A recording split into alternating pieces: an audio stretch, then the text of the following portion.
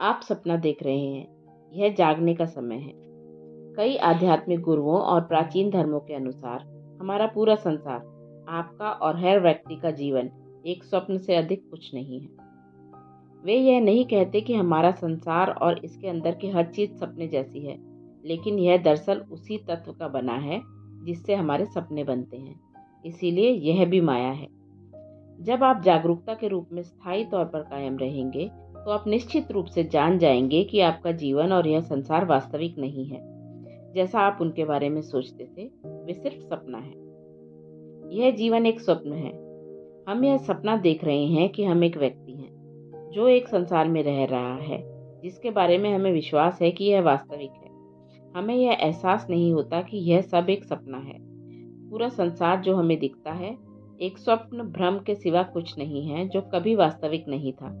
सत्य बाहरी संसार के पीछे है। Lester Levinson. हमें इस संभावना के प्रति अपनी आंखें खोलना चाहिए कि यह एक सपना है, और जब हम ऐसा करते हैं तो हर चीज नाटकीय रूप से बदल जाती है। यह सचमुच ऐसा ही बन जाता है। अगर जागृत अनुभव को स्वप्न के रूप में देखा जाए, तो हमारा व्यवहार बदल जाता है और हम पाएंगे कि सपने के पात्रों या स्थितियों की प्रतिक्रिया भी बदल जाती है। Francis Lucille.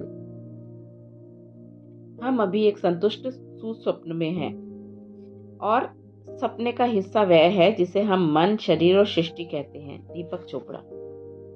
और स्वप्न अबाध है, इसीलिए लोगों का जागना लगभग असंभव है। आपके रात के सपनों में आपका मन, आपके शरीर, दूसरे लोगों, शहरों, कस्बों, मकानों, वाहनों, भोजन, वस्तुओं, पेड़ों, प्रकृति, जानवरों, सूरज, तारों और आसमान का सृजन कर देता है। यह समय के गुजरने के, दिन के समय, रात के समय, आवाजों, ध्वनियों और हर परिस्थिति व घटना का भी सृजन कर देता है जो आपके स्वप्न में घटित होती है। आपका मन एक पूरे संसार का सृजन कर देता है। यह आपके सपने वाले संस्करण का भी सृजन कर देता है, और यह हर चीज को इतना वास्तविक दिखाता है कि आप इस पर सवाल ही नहीं करते जब तक कि आप जाग नहीं जाते। सिर्फ तभी आपको एहसास होता है कि यह एक सपना है। आपने शायद सपने के बारे में एक अहम चीज गौर किया होगा। लगभग हमेशा स्वप्न में आपको इस बात का एहसास नहीं होता कि यह एक सपना है। सपना देखने के बारे में यही विडंबना है। सपने में पात्र अपने आप यह मान लेते हैं कि वे पूरी तरह जागृत हैं। सपने के पात्र जागृत नहीं हैं। सपने के अनुभव वास्तविक नहीं है, लेकिन सपने में आप इस बात पर गौर नहीं करते। सपने के बारे में एक और चीज पर गौर करें। जहां तक सपने के पात्रों का संबंध है, सपने के पार कुछ भी नहीं है। सपने के पात्रों का कोई अंदाजा नहीं होता कि एक और तरह की असली किस्म की जागरूकता है। सपने के पात्र को इस बात का कोई अंदाजा नहीं होता कि वह क्या चूक रहा है। पीटर जाइबन। जब हमें रात को सपना आता है, तो हर चीज सच्ची नजर आती है। अगर हम शेर देखते हैं तो हम डर जाते हैं, क्योंकि हम यह नहीं जानते कि उस शेर का सृजन हमने ही किया है। अगर हम यह जानते तो संभवतः हमें डर नहीं लगता, है ना? इससे प्रमाणित होता है कि एक भ्रम बहुत वास्तविक लग सकता है जब हम इसके अधीन होते हैं, लेकिन जब हम इसकी मायावी प्रकृति के बारे में जागरूक बनते हैं, तो हम समझ जाते हैं कि हम ही थे जो पूरे समय इसका सृजन कर रहे थे। Francis Lucille. भले ही आप पूरी तरह जागरूक हों कि यह संसार एक स्वप्न है, लेकिन फिर भी आप इसकी भौतिकता और अपने शरीर के बारे में सम्मानजनक रहते हैं। आप किसी इमारत के ऊपर से कूद नहीं जाते हैं, क्योंकि इमारत, जमीन, आपका शरीर और गुरुत्वाकर्षण सारी चीजें उसी सपने वाली वस्तु की बनी होती हैं, और आप इससे महसूस करेंगे। जैसा एक गुरु ने कहा था, अगर आप सपने में मुझे चिकोटी काटते हैं तो मैं इसे महसूस करूंगा, क्योंकि यह सपने की चिकोटी है। स्वप्न में 10 साल 1 मिनट में गुजर सकते हैं। आपको एक बच्चा हो सकता है, और फिर वह बच्चा स्कूल जा सकता है। जब आप जागते हैं तो आप देखते हैं कि सपने वाला शरीर एक भ्रम था, और जो समय बीत रहा था वह भी एक भ्रम था, लेकिन सपने के दृष्टिकोण से यह वास्तविक नजर आ रहा था। Francis Lucille. यदि हम स्वप्न की अवस्था को मिसाल के तौर पर लेते हैं, तो कोई ऐसा सपना हो सकता है जिसमें 50 साल की अवधि समाविष्ट हो, लेकिन जब हम जागते हैं तो हमें एहसास होता है कि ऐसा वास्तव में हुआ ही नहीं था। स्वप्न का चैतन्य अवस्था से तादात्म्य में स्थापित होने पर यह वास्तविक प्रतीत होता है। जागृत अवस्था में भी अत्यंत विश्वसनीय व्यवहार होती हैं, जो चेतना उत्पन्न कर रही होती है। David Bingham. भौतिक शास्त्र के सिद्धांत वे होते हैं जो जागृत सपने पर लागू होते हैं। रात के सपने में भौतिक शास्त्र के सिद्धांत अलग होते हैं। यही वजह है कि रात को आप उड़ सकते हैं। Francis Lucille. पृथ्वी के सपने में चाहे जो भी घटित होता हो, हम सभी के लिए अंत समान रहता है। जागने पर हमें पता चलता है कि यह सब एक सपना था। इसीलिए आध्यात्मिक गुरु हमसे जागने को कहते हैं। इसका मतलब है भ्रम से जागना और यह एहसास करना कि यह सब एक सपना है। जब हम जागकर सच्चाई को जान जाते हैं तो हमें यह पता लगता है कि किसी को भी चोट नहीं पहुंची या नुकसान नहीं हुआ और किसी की भी मृत्यु नहीं हुई। जिस तरह आप किसी बुरे सपने के बाद दहशत में जागते हैं और आपको यह राहत भरा एहसास होता है कि किसी को भी सचमुच चोट नहीं पहुंची थी और कोई बुरी चीज नहीं हुई थी, तो आप बस सपना देख रहे थे। अगर आप युद्ध और कष्ट की फिल्म देखने के बाद कहते हैं कितनी बढ़िया फिल्म थी, तो आप इस जीवन को भी एक ब्रह्मांडीय फिल्म की तरह ले सकते हैं। हर तरह के अनुभव के लिए तैयार रहें जो आपकी ओर आ सकता है, यह एहसास करते हुए कि ये सब सपने हैं। परमहंस योगानंद। संसार को सपने के रूप में देखना एक बेहतरीन अभ्यास है और इसके आपको इसके दिखने वाले ठोसपन को तोड़ने में मदद मिलेगी। Francis Lucille. कल्पना करना। सबसे बड़ा उपचार उससे जागना है जो हम नहीं हैं। यह वैसा ही है जैसे अपनी आंखों को एक चीज से किसी दूसरी चीज की ओर ले जाना है। यह उतना ही सूक्ष्म है। यह सांस छोड़ने जैसा है। जब आप तैयार होंगे तो आप इसे कर लेंगे। खुद से यह ना कहें कि आप कभी तैयार नहीं होंगे। खुद से यह ना कहें कि यह संभव नहीं है। यह आपके चारों ओर हो रहा है, आपके जैसे लोगों के साथ ही। वे अब मुश्किलों से दूर हैं। वे पहले मुश्किलों में हुआ करते थे। वे अब भी अपना जीवन जी रहे हैं। वे खुशी से दमक रहे हैं। वे आराम भरा जीवन जीते हैं, चाहे उनके आसपास जो भी चल रहा हो। उनसे ईर्ष्या ना करें, उन पर शंका ना करें। खुद भी वैसे ही बन जाएं। आप आनंदित होंगे। आप यह एहसास होगा कि आप इतने लंबे समय तक भिन्न तरीके से क्यों जिए। जैन फ्रेजियर। मैं पूरी निश्चितता से कह सकती हूँ कि मैं अपने जीवन के कई दशकों तक सोई रही थी। मैं जानती हूँ कि मैं सोई हुई थी क्योंकि मैं वह सटीक दिन, वह सटीक पल बता सकती हूँ और वह सटीक परिस्थिति भी जब मैं पहली बार जागी। तब से मैं बहुत बार छुटपुट जागी और एक बड़ी जागृति भी हुई है। जागना कोहरे के बाहर निकलने जैसा है, जब सब कुछ अचानक साफ हो जाता है और आप हर चीज को स्पष्टता से देख सकते हैं। कुछ लोग बिस्तर पर लेटे हुए जागे हैं, पार्किंग लॉट में अपनी कार तक चलते समय जागे हैं, किसी पक्षी की आवाज सुनकर जागे हैं या किसी गुरु की बात से या किसी खास चीज को पढ़कर जागे हैं। कई किसी दहशत भरी घटना के बीच जागे हैं और व्यक्तिगत संकट के दौरान, जब उनका जीवन तलहटी पर पहुंच चुका था। और जब वे जागे तब कहीं जाकर उन्हें यह एहसास हुआ कि वे सोए हुए थे। ज्यादातर लोगों को नहीं मालूम है कि वे सोए हुए हैं। वे सोए सोए जागते हैं और सोए सोए जीते हैं और वे नींद में ही शादी करते हैं और नींद में ही बच्चा पैदा करते हैं और वे कभी जागे बिना नींद में ही मर जाते हैं। वे मशीनी जिंदगी जीते हैं, मशीनी विचार सोचते हैं, आमतौर पर किसी दूसरे के मशीनी भावनाएं, मशीनी कार्य, मशीनी प्रतिक्रियाएं। वे कभी इस चीज की सुंदरता को समझ ही नहीं पाते जिसे हम मानवीय अस्तित्व कहते हैं। एंथनी डी मेलो।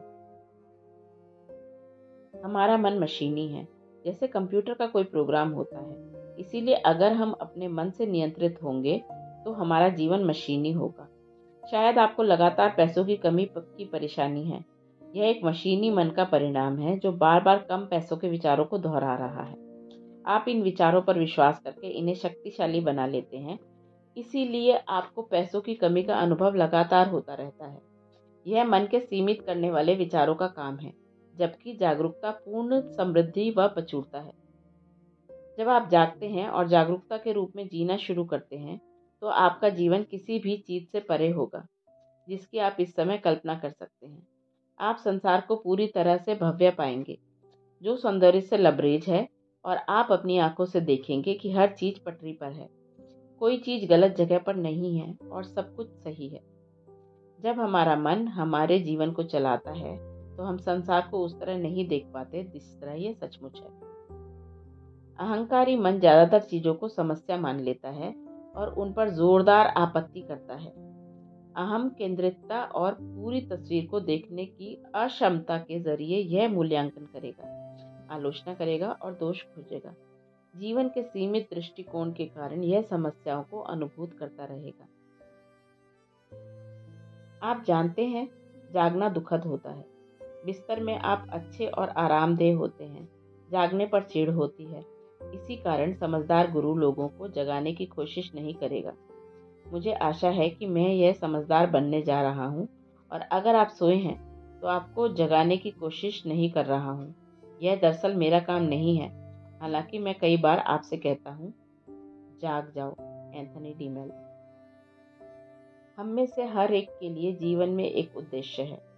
हम जो हैं उसके प्रति जागें और जागरूकता तथा संसार की इस अविश्वसनीय लीला का आनंद लें। जागने के बाद आप संसार में तो होंगे, लेकिन संसार के नहीं होंगे, जिसका मतलब है कि आप संसार की चुनौतियों से पूरी तरह से मुक्त होंगे। जैसा मैंने पिछले अध्याय में 3 कदमों वाले जागरूकता अभ्यास में रेखांकित किया था, जब आप जागरूकता के सत्य के प्रति जाग जाते हैं तो अंतिम कदम है चेतन रूप से जागरूकता के रूप में बने रहना और मन तथा अहम में दोबारा नहीं खींचना। कुछ लोग अचानक जागते हैं और हमेशा जागृत बने रहते हैं, लेकिन बाकी लोगों के लिए जागना एक प्रक्रिया नजर आती है। बहरहाल हर कोई कहता है कि जागने की प्रक्रिया हमेशा गहरी होती जाती है और इसका कोई अंत नहीं है। अब यह कहना संभव नहीं है। यह संतों के बारे में है, यह जैन सन्यासियों के बारे में है। यह कोई ऐसी चीज है जिसे पाने के लिए आपको कई जन्मों तक इंतजार करना होगा, या यह गंभीर आध्यात्मिक अभ्यासियों के लिए है, या उन लोगों के लिए है जिन्हें भौतिक जीवन से खुशी नहीं मिलती, या उन लोगों के लिए जो एक खास तरीके से विश्वास करते हैं। जान ले कि आप वहां जा सकते हैं, वहां रह सकते हैं, बोझ या बंधनों से मुक्त जीवन जी सकते हैं। इसे अर्जित करने या इसका हकदार होने की जरूरत नहीं है। यह मुफ्त है, यह पहले से ही यहाँ है। यह कोई पुरस्कार नहीं है, यह तो अंतर्निहित है। जैन फ्रेजियर। आप जो सचमुच हैं उसके प्रति जागना ही सारी नकारात्मकता से मुक्त होने और स्थायी खुशी तक पहुंचने का तरीका है। यह पृथ्वी पर रहने वाले हर इंसान की तकदीर है। यह आपकी तकदीर है। आप इसी समय इसे अपना जीवन बना सकते हैं। चेतना का पहाड़। कई साल पहले यूरोपियन रोज क्रॉस ऑर्डर के इम्पेरेटर ने एक रूपक के सहारे मुझे चेतना और जागरूकता के स्तरों के बारे में समझाया। उन्होंने इसे चेतना का पहाड़ कहा। अगर आप पहाड़ की तलहटी में हैं तो आप ज्यादा दूर तक नहीं देख सकते। आपका दृष्टिकोण सीमित और संकीर्ण होता है और आप यह नहीं देख सकते कि आपके आगे क्या है और यह किसी मोड़ के पार क्या है। क्योंकि आप नहीं जानते कि घाटी से परे क्या है, इसीलिए आपको अज्ञात का भारी डर सताता है। जब आप पहाड़ पर चढ़ते हैं तो आप परिवर्तनों पर गौर करने लगते हैं। आप जैसे जैसे ऊपर जाते हैं, जीवन आपका दृष्टिकोण विस्तृत होता जाता है। क्योंकि आप ज्यादा दूर तक देख सकते हैं और आप उन कुछ चीजों के पार देख सकते हैं जो पहाड़ की तलहटी में आपकी दृष्टि को बाधित कर रही हैं। थोड़े ऊपर जाने पर चीजें अलग दिखती हैं, क्योंकि आप उन्हें ज्यादा स्पष्टता से देख सकते हैं। और हालांकि आपको अब भी डर लगता है, लेकिन उतना नहीं जितना घाटी में रहते समय लगता था। पहाड़ की ऊंचाई पर पहुंचने पर माहौल अलग होता है। पेड़ पौधे अलग होते हैं और आप इतनी ज्यादा दूर तक देख सकते हैं जितना पहले नहीं देख सकते थे। यहाँ जीवन बहुत अलग नजर आता है, और चूंकि आप बहुत सारी ऐसी चीजों को देख सकते हैं जो पहले आपसे छिपी हुई थी, इसीलिए अज्ञात का आपका डर कम होता है। जब आप पर्वत के शिखर पर पहुंच जाते हैं तो आप सभी दिशाओं में हर चीज को देख सकते हैं। कोई भी चीज आपसे छिपी नहीं रहती। संसार और इसके आगे की आप हर दिशा में पूरे विस्तार से देख सकते हैं। आप घाटी के लोगों और उनके सीमित दृष्टिकोण को देख सकते हैं, और आप जहां हैं वहां से आप जानते हैं कि उन्हें डरने की कोई जरूरत नहीं है, क्योंकि उन्हें डराने वाली कोई चीज दरअसल है ही नहीं। आप उन लोगों को भी देख सकते हैं जो पहाड़ पर चढ़ने की विभिन्न अवस्थाओं में हैं, और उनके दृष्टिकोण की अलग अलग सीमाओं को भी देख सकते हैं। आप पर्वत के शिखर पर खड़े हैं इसीलिए आप वहां से हर चीज की शुद्ध सुंदरता और पूर्णता को देख सकते हैं। आप देखते हैं कि कोई भी चीज गलत जगह पर नहीं है और चिंता करने या डरने के लिए कोई चीज है ही नहीं। जीवन का जो नज़ारा, आश्चर्य और रहस्य आपके सामने प्रकट होता है, वह भव्य से कम नहीं होता। और अगर घाटी के लोग उस भव्यता को देख सकते हैं जिसे आप देख सकते हैं, तो वे भी आजाद होते हैं। जब हम पहाड़ के शिखर पर खड़े होते हैं या सितारों को देखते हैं, तो हम अनंत को अनुभूत कर रहे होते हैं, जो हम सचमुच हैं। इसीलिए बहुत सारे लोग इसी व्यापकता के एहसास के लिए लालायित रहते हैं। David Bingham. चेतना के ज्यादा ऊंचे स्तर पर इस व्यक्तिगत मन की कोई भी चीज जरा भी मायने नहीं रखती, क्योंकि आप अपने खुद के अस्तित्व के पर्वत शिखर पर खड़े हैं और बादल आपके नीचे से गुजर रहे हैं। आप एक ऐसे बिंदु पर पहुंच जाते हैं जहां कोई चीज मायने नहीं रखती। कोई भी चीज, कोई भी चीज, कोई भी चीज और केवल पूर्णता ही रहती है। मूजी। अब जब आप जान जाते हैं कि आप कौन हैं, तो आपने जागरण की प्रक्रिया शुरू कर दी है। आप जो हैं, स्थायी रूप से वही बने रहने में एक ही बाधा है, आपका मन। आपका मन भौतिक संसार में आपकी सबसे बड़ी शक्ति है, क्योंकि यह आपकी मनचाही किसी भी भौतिक चीज, घटना या परिस्थिति को उत्पन्न कर सकता है। लेकिन अगर आप इसके नकारात्मक विचारों पर विश्वास करते हैं, तो यह अपनी सृजनात्मक शक्ति का इस्तेमाल आपके खिलाफ भी कर सकता है। मन में कुछ भी गलत नहीं है। यह केवल तभी मुश्किल खड़ी करेगा जब आप यह विश्वास करते हैं कि आप मन हैं। जब आपका मन आपकी तरफ से बोलने की कोशिश करता है, तो याद रखें कि अपने सिर के भीतर आप जो आवाज सुनते हैं, वो आप नहीं हैं। आपका मन कोई वास्तविक तत्व नहीं है, बल्कि एक प्रक्रिया है, एक मशीनी प्रक्रिया। यह विचारों से बना है और इसके द्वारा उत्पन्न विचार आपके विश्वासों के प्रोग्राम से आ रहे हैं, जो आपके अवचेतन मन में मौजूद हैं। अवचेतन मन हमारे विश्वासों, स्मृतियों, व्यक्तित्व के गुणों, स्वचालित प्रक्रियाओं और आदतों का भंडार है, तथा इसका संचालन किसी कंप्यूटर के संचालन से भिन्न नहीं है। यह पूरी तरह से मशीनी होता है। आपका अवचेतन मन से जानकारी प्राप्त करता है, जो आपका सोचने वाला मन है, और यह उस सारी जानकारी को स्वीकार करता है जो सोचने वाला मन इसे देता है। अवचेतन मन अपनी ओर आने वाली किसी भी जानकारी में भेदभाव नहीं करता, बल्कि हर उस चीज को स्वीकार कर लेता है जिसे सोचने वाला मन सच मानता है।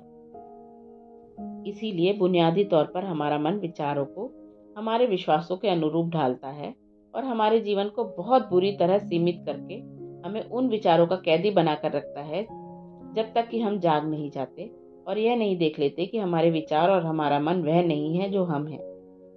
आप सीमा का खेल खेलना चाहेंगे या आप स्वतंत्र होना चाहेंगे? यह सरल प्रश्न सीमित शरीर मन बने रहने का जुनून को छोड़ने की कुंजी है। अगर आप सोचते हैं कि आप शरीर मन हैं और वे कहानियां जो आप खुद को और दूसरों को व शरीर मन के बारे में बताते हैं, तो आपको सीमा का खेल खेलना ज्यादा पसंद है। स्वतंत्रता की ओर पहला कदम वह है जब हम यह समझ जाते हैं कि हमारे विचार ही हमारे जीवन का सृजन करते हैं। आप जो सोचते हैं वही प्रकट होता है। अगर आप अनचाही चीजों के विचारों में ध्यान केंद्रित करेंगे, तो आपको अपना मनचाहा जीवन नहीं मिलेगा। आपको अपना मनचाहा जीवन तभी मिलेगा जब आप केवल मनचाही चीजों के विचारों पर ही ध्यान देंगे। जब आप इसे पूरी तरह समझ लेते हैं, तो आप अपने विचारों के बारे में बहुत जागरूक बन जाते हैं और इससे आप जागृति के मार्ग पर पहुंच जाते हैं, क्योंकि अपने विचारों के प्रति आपकी जागरूकता न सिर्फ आपको नकारात्मक विचारों पर विश्वास करने से रोकती है, बल्कि इसका यह मतलब भी होता है कि आप ज्यादा जागरूक बने रह सकते हैं। द सीक्रेट पुस्तक और फिल्म बताती है कि अपने विचारों के माध्यम से आपके पास सभी मामलों में अपने जीवन का सृजन करने की कितनी शक्ति होती है। स्वास्थ्य, संबंध, धन, कामकाज, खुशी और संसार भी। अगर आप अब तक उस जबरदस्त शक्ति को नहीं समझ पाए हैं जो आपके विचारों के माध्यम से आपके पास होती है, तो मेरा आग्रह है कि आप द सीक्रेट पुस्तक या तो खरीद लें या किसी मित्र से मांगकर पढ़ लें या किसी लाइब्रेरी से ले आएं। द सीक्रेट ने करोड़ों लोगों का जीवन बदला है और अपने विचारों के बारे में ज्यादा जागरूक बनना उसके प्रति जागने की अद्भुत प्रक्रिया में उत्कृष्ट पहला कदम है, जो हम सचमुच हैं। अध्याय 4 का सार। यह जीवन एक स्वप्न है। पूरा संसार और कुछ नहीं बल्कि स्वप्न, भ्रम है। आपके रात के सपनों में आपका मन एक पूरे संसार का सृजन करता है और हर चीज को इतना वास्तविक बना देता है कि आप उस पर सवाल ही नहीं करते हैं जब तक कि आप जागते नहीं हैं। जागृत अवस्था भी चेतना द्वारा उत्पन्न एक बेहद विश्वसनीय नाटक है। चूंकि मन मशीनी होता है, इसीलिए अगर हम अपने मन से जीते हैं तो हमारा जीवन मशीनी होता है। जब हमारा मन हमारा जीवन चलाता है तो यह हमें संसार के उस तरह नहीं देखने देता जैसे यह सचमुच है। जब आप जाग जाते हैं तो आप संसार में होंगे, लेकिन संसार के नहीं होंगे। चेतना का पहाड़ चेतना संबंधी एक रूपक है। ज्यादा ऊंचाई पर पहुंचने पर जीवन का आपका दृष्टिकोण व्यापक होता जाता है। पर्वत के शिखर पर पहुंचने के बाद आपको हर चीज की सुंदरता और आदर्श रूप में पूर्णता को दिखाई दे सकती है। आपका मन विचारों से बनता है और इसके द्वारा उत्पन्न विचार उन प्रोग्रामों से आते हैं जो आपके विश्वासों से बने हैं और आपके अवचेतन मन में कायम है। अवचेतन मन हमारे विश्वासों, स्मृतियों, व्यक्तित्व के गुणों, स्वचालित प्रक्रियाओं और आदतों का संग्रह है। इसका संचालन किसी कंप्यूटर के संचालन से भिन्न नहीं है। स्वतंत्रता की दिशा में पहला कदम यह है कि जब हम यह समझ लेते हैं कि हमारे विचार ही हमारे जीवन का सृजन करते हैं। हम जो सोचते हैं वही प्रकट होता है।